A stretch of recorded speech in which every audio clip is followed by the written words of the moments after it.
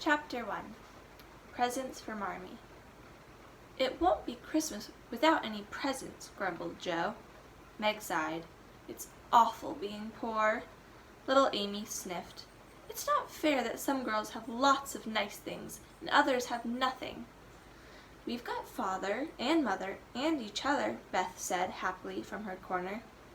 They each thought of Father far away in the fighting. Meg said, "Mother knows it will be a hard winter.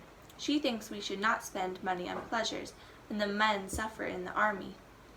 "We each have $1, and that won't help the army much. I would like to buy a new book," said Joe, who loved to read. Beth said, with a quiet sigh, "I plan to buy new music."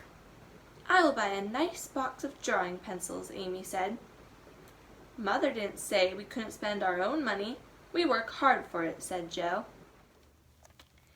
They each agreed that they would work hard, with Meg teaching, Joe taking care of fussy old Aunt March, Beth keeping the house tidy, and Amy going to school with girls who laughed at her for being poor.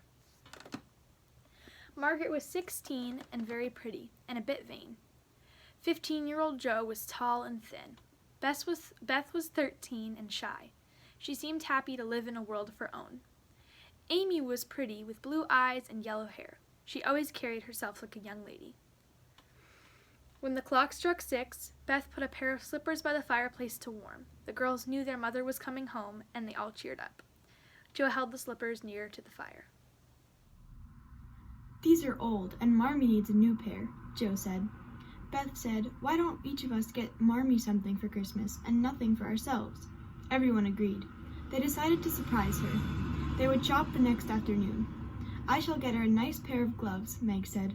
"The best shoes," cried Joe. "Some handkerchiefs," said Beth. "And a little bottle of cologne," added Amy. While they waited, they spent time practicing their annual Christmas play. When they were done, Beth said, "I don't see how you can write such wonderful things, Joe." As they laughed together, a cheery voice said, "Glad to find you so happy, my girls."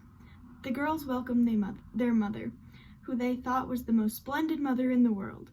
As she asked about each of them, they hurried around her to make her comfortable. Mrs. March said, "I have a treat for you after supper." Beth clapped her hands, and Joe tossed up her napkin, shouting, "A letter from Father!" They hurried through their dinner. Then their mother read them the letter. At the end, Father gave his love and a kiss to each. "I think of them every day and pray for them at night.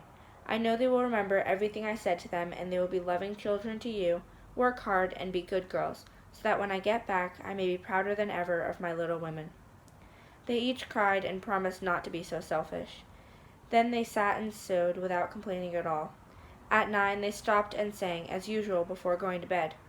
Beth knew how to softly touch the yellow keys of the old piano and make it sound good. They never grew too old for their singing time, every night.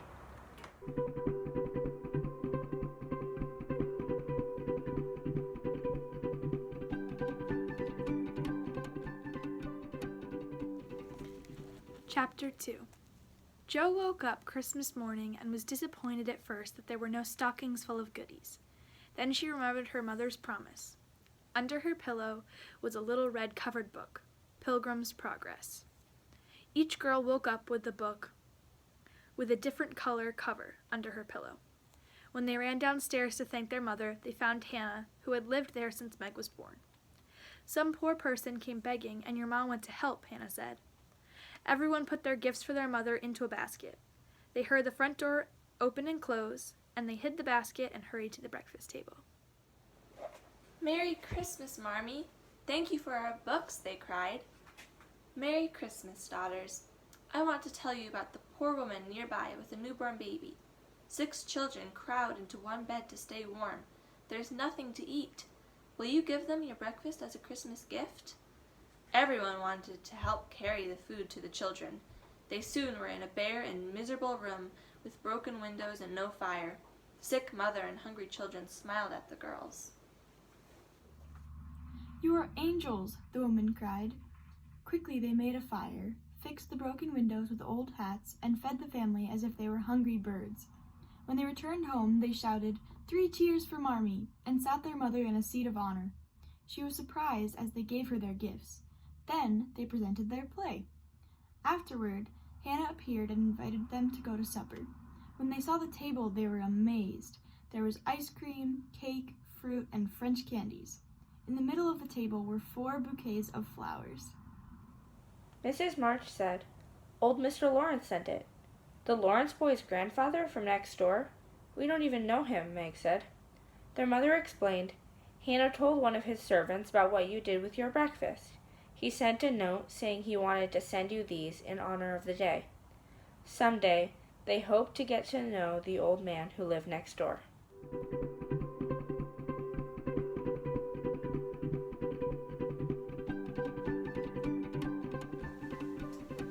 A few days later, Meg ran upstairs and waved a piece of paper at Joe. "It's an invitation from Mrs. Gardner for you and me to go to a dance on New Year's Eve," Meg shouted. They talked and argued about clothes for the party. Meg worried that their dresses weren't nice enough. The day of the party, Joe burned Meg's hair with the curling papers, but finally they were ready to go. "Have a good time," Mrs. March called. Mrs. Gardner greeted them kindly.